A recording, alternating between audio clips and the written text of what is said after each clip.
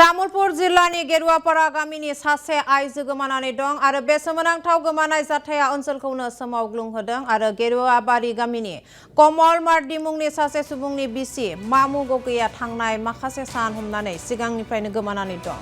62,000 रां आरो गंसे मबाइल फन लानानै गोमानानै दं। आइजोआ गावनि सानै उन्दै फिसाजोखौ गारनानै गोमानानै दं। नखरनि सोद्रोमाफोरा फोरमायनाय बायदिब्ला सासे सिनाय मोनै सुबुङा बे आइजोखौ एमब्राय लानानै थाङो आरो गोमानायनि दान्दिसे उनावनो दायनिगिरिया फिसायनो भइस मेसेज हरदों। लोगोसेनो भइस मेसेजनि गेजेरजों बियो गावनि बिसिखौ लानानै थांबाय होननानै फोरमायथिदों आरो दुखुथिया फिसाया फोरमायनाय बायदिब्ला बेनि सिगां सासे सिनाय मोनै सेंग्राया गावनि बिसि एबा लांखारजानाय आइजोनि फट' आरो भिडिअ'फोरखौ भाइरेल खालामनायनिबो हुमखि होदोंमोन। जोबनायाव गोमानाय हिन्जावनि जेबो खौरां मोनैयाव मैया बेलासियाव तामुलपुर सदर पुलिस थानायाव गसर होयो फिसाया आरो बिमा गैयै सानै गथ'आ दा दुखुआव दं आरो पुलिसआ गासै जाथायनि सायाव नायबिजिरगासिनो दं।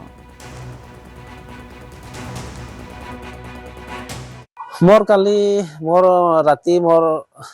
राति माइकी अहा जावा करि आसिल घोरा चौकार मैं पिछे पिछे आहि थाको मोटामुटी दुटामान बजात थाना आहे বুলি কৈ কিনে আহিছিল।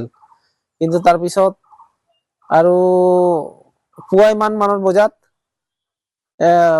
নাই ইফালে ওলাই আহিল। তাৰ পিছে পিছে আহিলো যদিও লগ নাপালো। তাৰ পিছত সি এটা লৰাই